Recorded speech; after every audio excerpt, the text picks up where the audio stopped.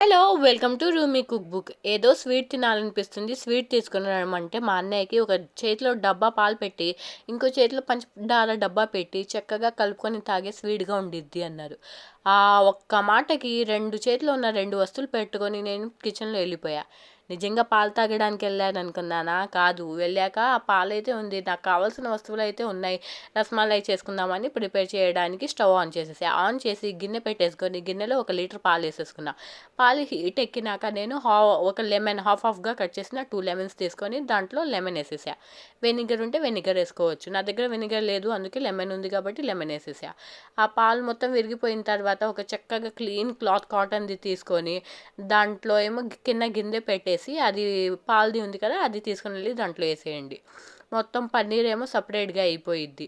అయిపోయిన తర్వాత ఏం చేయాలంటే ఇంకా కూల్ వాటర్తో కూడా ఒకసారి చక్కగా కడిగేసి 1 అవర్ మాది కాదు అన్నట్టు సైడ్లో గట్టిగా కట్టేసి పెట్టేయండి. పెట్టేసిన తర్వాత 1 అవర్ అయిపోయింది చూడండి. నేను అయితే ఓపెన్ చేస్తున్నా, చక్కగా గట్టిగా ఉంది. పన్నీర్ కావాలనుకునే వాళ్ళు ఇలానే తినేయండి. నేనైతే స్వీట్ అనుకున్నాగా, అందుకే నేనైతే ఇంకా ప్రిపేర్ చేయాలి. తీసుకొని దీన్ని నేను చక్కగా చేతితో రబ్ చేస్తూ వెళ్ళా.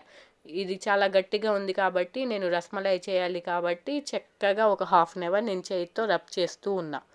రబ్ చేస్తూ స్మూత్గా ప్రిపేర్ చేసుకున్నా డో మొత్తం చక్కగా స్మూత్గా ప్రిపేర్ చేసేసుకొని నేను చూడండి, నాకు ఎలా డో అయి కావాలంటే అలా ప్రిపేర్ చేసుకున్నా. ఇప్పుడు స్మాల్గా బాల్స్లా ప్రిపేర్ చేసేసుకుంటున్నా.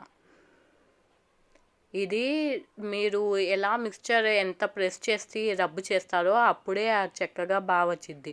దీంట్లో క్రాక్స్ వస్తే మీది ప్రిపేర్ ఇంకా కరెక్ట్గా మెజర్మెంట్స్ రాలేదు అన్నట్టు. నాకైతే చూడండి క్రాక్స్ రాలా, ఎందుకంటే నేను బాగా రబ్ చేశాను కదా దానివల్ల. మళ్ళీ ఇంకో గిన్నె పెట్టేసుకొని నేను 1 కప్పు పంచదార వేసేసుకొని దాంట్లో 3 కప్స్ వాటర్ యాడ్ చేసుకున్నా. ఈ పంచదార ఏమో ఆ వాటర్లో సాల్వ్ అయిపోవాలి, మెల్ట్ అయిపోయే వరకు కొంచెం హీట్ చేసుకోవాలి.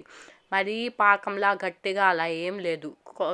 జస్ట్ పంచదార ఏమో మెల్ట్ అయిపోవాలి. అప్పటి వరకు మిక్స్ చేసుకోండి. మిక్స్ అయిపోయిన తర్వాత ఈ రసగుల్లా బాల్స్ తీసుకుని వెళ్ళి దాంట్లో వేసేయండి. వేసిన వెంటనే విరిగిపోయారనుకోండి అంటే మీరు బాగా కలపలేదని అర్థం. నావి చూడండి ఎంత చక్కగా పైకి వచ్చి స్విమ్మింగ్ చేస్తున్నాయో. వేసేసి ఒక 10 మినిట్స్ కుక్ చేయండి. కుక్ అయిపోయిన తర్వాత చూడండి బాల్ ప్రెస్ చేసి చూపిస్తున్నా. రసగుల్లా అయితే ప్రిపేర్ అయిపోయింది. రసగుల్లా కావాలనుకున్న వాళ్ళు ఇలా తినేయండి. నా అయితే రసమలై మీద ఉంది, అందుకని ఇంకో ప్యాన్ పెట్టుకొని రసమలై కోసం ఇంకా 1 లీటర్ పాలు తీసుకున్నా. పాలు తీసుకొని ఒక హాఫ్ కప్ షుగర్ యాడ్ చేసుకున్నా. యాడ్ చేసుకొని హై ఫ్లేమ్ మీద బాగా వేడి చేసుకుంటూ దాన్ని దగ్గర పడేటట్టు వేడి చేసుకున్నా. అంటే 1 లీటర్ పాలు కదా, అది బాగా హీట్ ఎక్కి కొంచెం తగ్గిపోయే వరకు.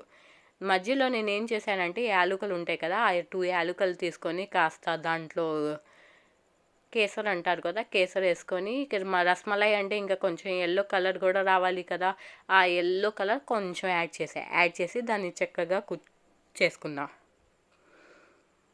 చూడండి కుకింగ్ అవుతూ కలర్ కూడా చేంజ్ అయిపోతుంది. ఇప్పుడైతే నేను ఏం చేశానంటే డ్రై ఫ్రూట్స్ కూడా యాడ్ చేసుకున్నా. సన్నగా బాదం కాజు కట్ చేసి అది కూడా వేసేసుకొని దాన్ని చక్కగా బాగా మిక్స్ చేసేసి 10 మినిట్స్ 5 మినిట్స్ మిక్స్ చేయండి.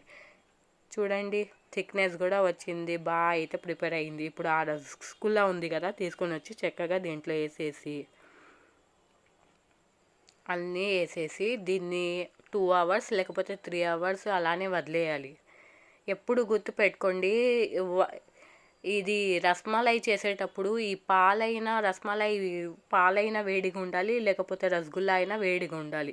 2 వేడిగా ఉంటే బాగా రాదు. ఇంకా మా ఛానల్ని సబ్స్క్రైబ్ చేయండి. మీరు కూడా చేసుకొని చక్కగా తినేయండి. బాయ్.